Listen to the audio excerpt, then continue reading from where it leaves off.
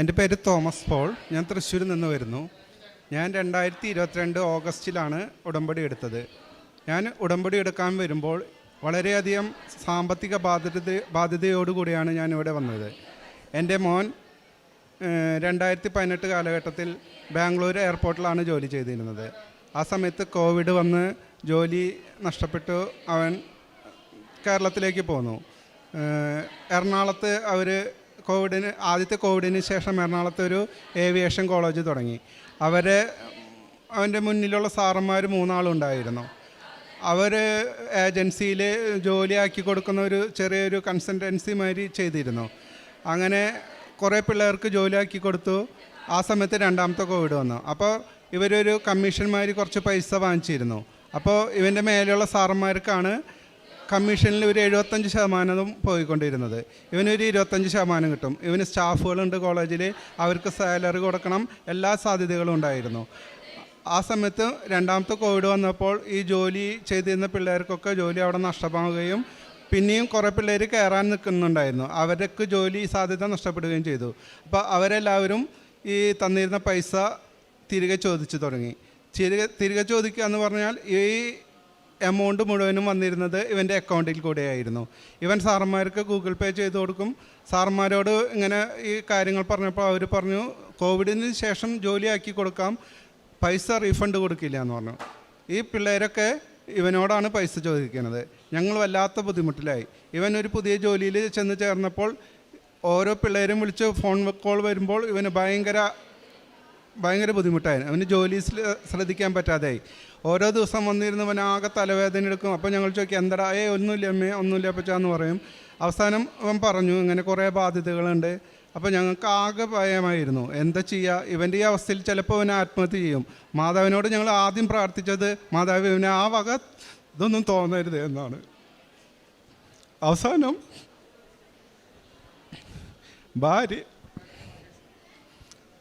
ഞങ്ങളുടെ കയ്യിലുണ്ടായിരുന്ന സ്വർണം വിറ്റു, സൊസൈറ്റിയുടെ ബാധ്യത ഉണ്ടാക്കി, എല്ലാ കടങ്ങളും ഞങ്ങൾ ഒരുവിധം വീട്ടി. ഞങ്ങൾക്ക് കടങ്ങൾ വരുമ്പോൾ ഞങ്ങൾ ഓരോരുത്തരോട് ആവശ്യപ്പെടും. എല്ലാവരും നന്നായി ഞങ്ങളെ സഹായിച്ചിരുന്നു. ഞങ്ങൾ തിരിച്ചു കൊടുക്കും. പക്ഷേ ഇപ്പോൾ ഞങ്ങൾക്കൊരു ബാധ്യതയുമില്ല. എല്ലാം മാതാവ് വഴി ഈ ഉടമ്പടി എടുത്ത് അതിന് ശേഷമാണ് ഞാൻ ഉടമ്പടി എടുക്കുന്നത്. ഉടമ്പടി എടുക്കുമ്പോൾ ഇവൻ്റെ പാസ്പോർട്ട് നഷ്ടപ്പെട്ടിരുന്നു. ഇവൻ കൊടുക്കാനുള്ള ഒരു പയ്യൻ ഇവൻ്റെ പാസ്പോർട്ട് മാറ്റി വെച്ചിരുന്നു. ഞങ്ങൾക്ക് ചോദിച്ചപ്പോൾ പറഞ്ഞു, എൻ്റെ കയ്യിലില്ല പാസ്പോർട്ട്, അതൊക്കെ ഞാൻ നിനക്ക് തന്നിട്ടുണ്ടെന്നാണ് മോനോട് പറഞ്ഞിരുന്നത്. അപ്പോൾ ഇവന് ദുബായിലേക്ക് പോകാൻ വേണ്ടിയിട്ട് എല്ലാ കടബാധ്യതകളും തീർന്ന സമയത്ത് ദുബായിൽ പോകാൻ വേണ്ടിയിട്ട് ഇവനൊരു ചാൻസ് കിട്ടി. അപ്പോൾ പാസ്പോർട്ട് കിട്ടാൻ വേണ്ടിയിട്ട് ഞാൻ ഈ പയ്യനോട് വീണ്ടും ചോദിച്ചപ്പോൾ അവൻ പറഞ്ഞു അവൻ്റെ കയ്യിലില്ല എന്ന് പറഞ്ഞു. അപ്പോൾ പാസ്പോർട്ടിന് ഞങ്ങൾ പത്രത്തിലൊക്കെ നഷ്ടപ്പെട്ടു എന്ന് പറഞ്ഞ് പരസ്യം കൊടുത്ത് പോലീസ് സ്റ്റേഷനിൽ പോയി ഇതിന് അപേക്ഷ കൊടുത്തപ്പോൾ അവർ പറഞ്ഞു, നിങ്ങൾ പാസ്പോർട്ട് വല്ല ഏജൻസിയിൽ കൊടുത്തിട്ടുണ്ടാവും. ഭയങ്കര തട്ടിക്കയറ്റായിരുന്നു പോലീസ് ഓഫീസർമാർ. ഞങ്ങൾ പറഞ്ഞു, ഇല്ല സാറേ, ഞങ്ങളുടെ നഷ്ടപ്പെട്ടതാണ്, ഒന്നുകൂടി അന്വേഷിക്കുക, പിന്നെ തരാം, അടുത്ത ആഴ്ച വരാൻ പറഞ്ഞ് ഞങ്ങൾ വിട്ടു. അടുത്ത ആഴ്ച വന്നപ്പം പോലീസ് സ്റ്റേഷനിൽ നിന്ന് ഇറങ്ങിയപ്പോൾ പറഞ്ഞു, ഞാൻ ദുബായിലേക്കൊന്നും പോകുന്നില്ല അപ്പച്ചാ, അവർ തരില്ല, ഞാൻ പോകണില്ല എന്ന് പറഞ്ഞു. നീ പേടിക്കണ്ട, അടുത്ത ആഴ്ച നമുക്ക് പോവാം. അടുത്ത ആഴ്ച പിന്നെ ഞാൻ ചെല്ലുമ്പോൾ ഇവൻ്റെ കയ്യിൽ ഉടമ്പടി കാശ് രൂപം കൊടുത്തിട്ട് പറഞ്ഞു, നീ ഇത് കീശയിൽ വെച്ചോ, എന്നിട്ട് നീ സ്റ്റേഷനിൽ ചെല്ലും. ഞാനും കൂടെ പോയിരുന്നു. അവിടെ ചെന്നു. കഴിഞ്ഞ ആഴ്ച ഞങ്ങളോട് പുലി പോലെ നിന്നിരുന്ന പോലീസ് ഓഫീസർ ഞങ്ങൾ പൂച്ചയെ പോലെ എന്താ ശരിയായില്ല അല്ലേ, കിട്ടിയില്ല അല്ലേ, ശരിയാക്കി തരാം. അവർ പാസ്പോർട്ട് ഓഫീസിലേക്കുള്ള അപേക്ഷ തന്നു. അവന് പാസ്പോർട്ട് കിട്ടി. ഇപ്പോൾ അവൻ ദുബായിൽ നല്ലൊരു ജോലി ചെയ്ത് അത്യാവശ്യം നല്ല ശമ്പളത്തോടുകൂടി ജീവിക്കുന്നു. മാതാവ് ഉടമ്പടി എടുക്കാൻ ഞാൻ ഇവിടെ വരാനായിട്ട് മാതാവ് എനിക്ക് കുറേ അനുഗ്രഹങ്ങൾ മുമ്പ് തന്നിട്ടുണ്ട്. ഞാനൊരു 2010 എനിക്ക് ഒരു ആക്സിഡൻ്റ് ഉണ്ടായി. എൻ്റെ അളിയനുണ്ടായിരുന്നു, ഡ്രൈവർ ഉണ്ടായിരുന്നു. ഓട്ടോറിക്ഷയിൽ പോയിക്കൊണ്ടിരിക്കുമ്പോൾ ഓട്ടോറിക്ഷ ഒരു സൈക്കിളുകാരനെ രക്ഷപ്പെടുത്താൻ വേണ്ടി വെട്ടിച്ചപ്പോൾ 3 മറച്ചിൽ മറിഞ്ഞു. അതിനുള്ളിൽ എനിക്കൊരു പോറൽ പോലും ഏൽക്കാതെ എന്നെ രക്ഷപ്പെടുത്തി. അളിയനെ ചെവിട് മുറിഞ്ഞു, കൈ പൊട്ടി, കുറേ അപകടങ്ങളൊക്കെ ഉണ്ട്, മുറികളുണ്ടായിരുന്നു. എനിക്കൊരു അപകടം ഉണ്ടായില്ല. അതുപോലെ തന്നെ എനിക്ക് മാതാവ് തന്ന വലിയൊരു അനുഗ്രഹം എന്താണെന്ന് വെച്ചാൽ, ഒരു 2009 കാലഘട്ടത്തിൽ എനിക്കൊരു അസുഖം വന്നു. അതായത് ഉമിനീർ ഗ്രന്ഥിയിൽ കല്ലാണ്. അത് അപൂർവം വരുന്നൊരു അസുഖമാണ്. ഇവിടെ നമ്മൾ അടുക്കളയിലൊക്കെ കൂട്ടാനൊക്കെ മസാല ഇടുന്ന സമയത്തൊക്കെ എനിക്ക് കുരങ്ങന്മാർ വന്ന് തൊണ്ട വീർക്കണമാതിരി വന്ന് വീർക്കും, കിരുകിര്, അതാണ് ഇതിൻ്റെ ലക്ഷണം. എനിക്കറിയില്ലായിരുന്നത് എന്താ അസുഖമെന്ന്. പക്ഷേ ഹോസ്പിറ്റലിൽ പോയപ്പോൾ അവർ പറഞ്ഞു ഇത് ഇത്തിരി അപകടമാണ്, നിങ്ങൾ പെട്ടെന്ന് ഓപ്പറേഷൻ ചെയ്യണം എന്ന് പറഞ്ഞു. ആ കാലഘട്ടത്തിൽ പെട്ടെന്ന് ഓപ്പറേഷൻ ചെയ്ത് അത് മാറ്റി. അപ്പോൾ അവർ എനിക്ക് അന്ന് ഹെൽത്ത് സംബന്ധമായിട്ട് ചെക്ക് ചെയ്തപ്പോൾ ഹാർട്ടിൻ്റെ പൾസിൽ ഇത്തിരി വ്യത്യാസം ഉണ്ടായിരുന്നു. അപ്പോൾ അവർ പറഞ്ഞു അനസ്തേഷ്യ തരാൻ പറ്റില്ല, ലോക്കൽ അനസ്തേഷ്യ തന്നിട്ട് അത് ചെയ്യാൻ പറ്റില്ല എന്ന് പറഞ്ഞു. ലോക്കൽ അനസ്തേഷ്യ എന്ന് പറഞ്ഞു ഇവിടെ ഇഞ്ചക്ഷൻ ചെയ്യുമ്പോൾ ഉള്ളിലേക്ക് മരവിപ്പ് വരില്ല. എന്നാലും ഞാൻ സഹിച്ചൊരു 5 കല്ലുകളായിരുന്നു, ഉമിനീർക്കിനെതിരിലത്തെ കല്ല്, അതൊക്കെ എടുത്ത് മാറ്റി തന്നു. അത് കഴിഞ്ഞ് കുറേ കാലങ്ങൾക്ക് ഒരു 2013 വീണ്ടും ഇതേ അസുഖം വന്നു.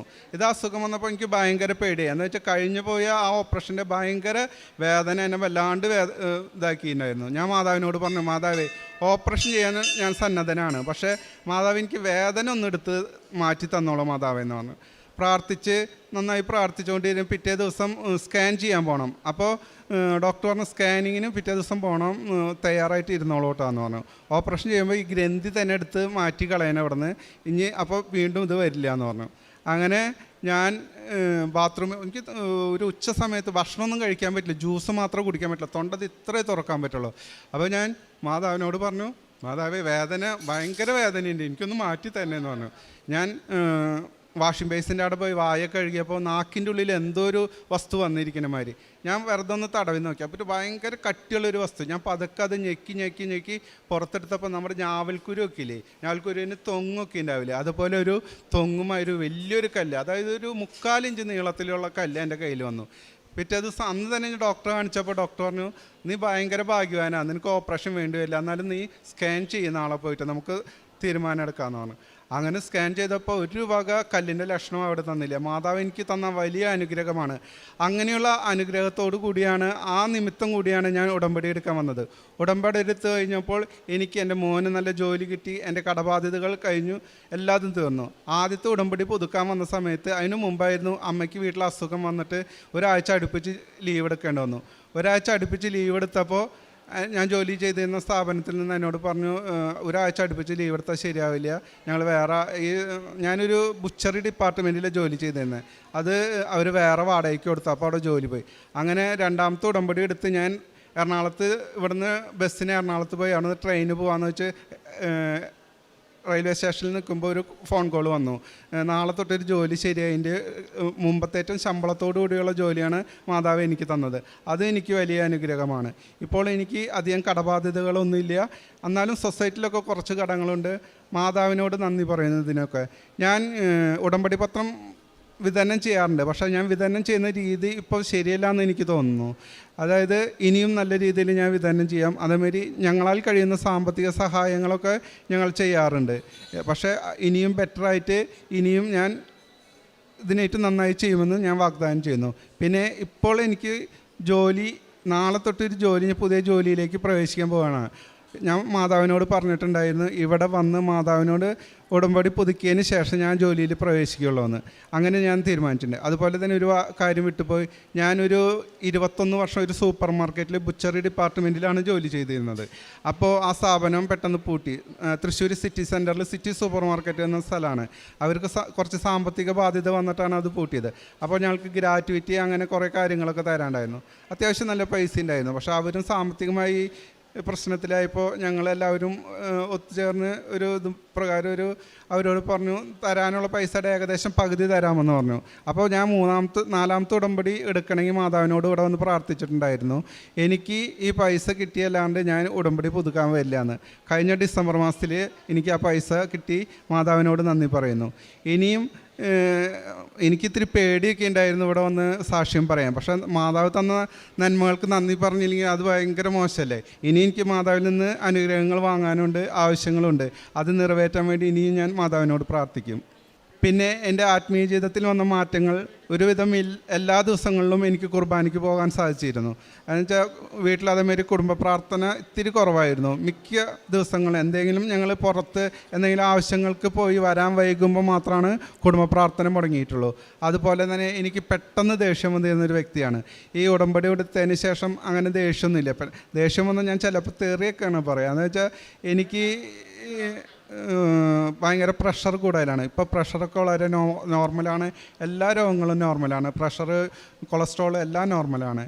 മത്തായിയുടെ വിശുദ്ധ സുവിശേഷം 5-ാം അധ്യായം 16-ാം തിരുവചനം പറയുന്നു, മനുഷ്യർ നിങ്ങളുടെ സൽപ്രവൃത്തികൾ കണ്ട് സ്വർഗസ്ഥനായ പിതാവിനെ മഹത്വപ്പെടുത്തേണ്ടതിന് നിങ്ങളുടെ വെളിച്ചം അവരുടെ മുൻപിൽ പ്രകാശിക്കട്ടെ. കാരുണ്യ പ്രവൃത്തികളും പ്രേക്ഷിത പ്രവർത്തനവുമൊക്കെ ഉടമ്പടിയുടെ ഭാഗമാണ്. അതിലൂടെയാണ് നാം ദൈവ സാന്നിധ്യം നമ്മളിൽ നിലനിർത്തിക്കൊണ്ട് നാം ദൈവത്തെ തേടിയുള്ള നമ്മുടെ യാത്ര തുടർന്ന് അങ്ങനെയാണ് കൃപകൾ നേടുന്നത്. തൻ്റെ പ്രേക്ഷിത പ്രവർത്തനത്തിൽ അല്പം കുറവുണ്ട് എന്നാണ് പറഞ്ഞത്. ഈ മകൻ ചെയ്യുന്നുണ്ട്, അപ്പോൾ അത്രയും പോരാ എന്ന് തന്നെത്താൻ പറയുകയാണ്. കാരുണ്യ പ്രവൃത്തികൾ മറ്റുള്ളവരെ സഹായിക്കുന്നു എന്ന് പറയുന്നു. എങ്ങനെ കടബാധ്യതകളൊക്കെ തനിക്ക് പിന്നീട് ഒരു വലിയ മല പോലെ തൻ്റെ മുമ്പിൽ നിന്നിരുന്ന തൻ്റെ കടബാധ്യതകൾ, തൻ്റെ മകൻ്റെ പ്രത്യേകമായ സാഹചര്യത്തിൽ ആ മകൻ മൂലം വന്ന കടങ്ങൾ, പിന്നീട് അത് ആ മകനെ തന്നെ വല്ലാതെ ബാധിക്കുമോ, അവൻ്റെ ജീവിതം തന്നെ നഷ്ടപ്പെടുമോ എന്നൊക്കെ ചിന്തിച്ച് പിന്നീടാണ് ഈ പിതാവ് ഇവിടെ വന്ന് ഉടമ്പടി എടുക്കുകയും ഉടമ്പടി എടുത്തതിന് ശേഷം ഓരോരോ കൃപകൾ എങ്ങനെ ലഭിച്ചു എന്നുള്ളതാണ്. തൻ്റെ ജീവിതത്തിൽ തന്നെ മാറ്റം വന്നു. താൻ ഒത്തിരി ടെമ്പറമെൻറ്റുള്ള ആളായിരുന്നു. അതെല്ലാം ഇപ്പോഴും അതിൽ നിന്നൊക്കെ ഒത്തിരി മാറി. എനിക്ക് അതൊന്നും ഇന്ന് എന്നെ ബാധിക്കുന്നില്ല, എൻ്റെ പ്രഷറൊക്കെ നോർമലായി.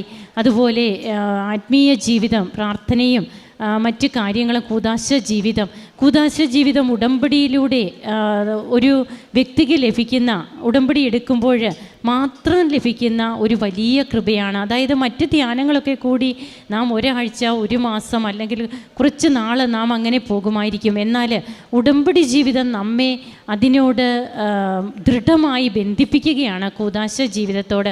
അങ്ങനെയാണ് നാം ദിവ്യകാരുണ്യ നാഥനോടുള്ള സ്നേഹവും അനുഭവവും ഒക്കെ കിട്ടി നാം ഇവിടെ വന്ന് സാക്ഷ്യം പറയുന്നത്. അതുകൊണ്ടാണ് നിങ്ങളുടെ വെളിച്ചം അവരുടെ മുമ്പിൽ പ്രകാശമായിരിക്കട്ടെ എന്ന് പറയുന്നത്. നമ്മുടെ ജീവിതം തന്നെയാണ് മറ്റുള്ളവർക്കൊരു പ്രചോദനമായി മാറുക. ഇവിടെ പറയുന്ന ഓരോ സാക്ഷ്യത്തിലും അതൊക്കെ തന്നെയാണ് നമുക്ക് കാണുവാൻ കഴിയുക. നമുക്ക് ഈ മകനും കുടുംബത്തിനും ലഭിച്ച കൃപകൾക്ക് ഇനിയും ധാരാളം കൃപകൾ നേടി ഇവിടെ വരും, ഞാൻ ഇനിയും സാക്ഷ്യം പറയും എന്ന് പറഞ്ഞാണ് ഇവിടെ നിന്ന് പോകുന്നത്. അത്രയേറെ ദൃഢമായ വിശ്വാസമാണത്, ബോധ്യമാണത്. നമുക്ക് കരങ്ങളടിച്ച് ഈശോയ്ക്കും അമ്മയ്ക്കും നന്ദി പറയാം, ദൈവത്തെ മഹത്വപ്പെടുത്താം, ആരാധിക്കാം. അത്യപൂർവ ദൈവാനുഭവങ്ങൾ ഇനി നിങ്ങൾക്കും സ്വന്തം. ഈ യൂട്യൂബ് ചാനൽ ഇതുവരെ സബ്സ്ക്രൈബ് ചെയ്തിട്ടില്ലെങ്കിൽ ഇപ്പോൾ തന്നെ സബ്സ്ക്രൈബ് ചെയ്യുക. ഈ വീഡിയോ ഇപ്പോൾ തന്നെ നിങ്ങളുടെ സുഹൃത്തുക്കൾക്ക് ഷെയർ ചെയ്തുകൊണ്ട് കർത്താവിൻ്റെ പ്രേക്ഷിതരാകുക.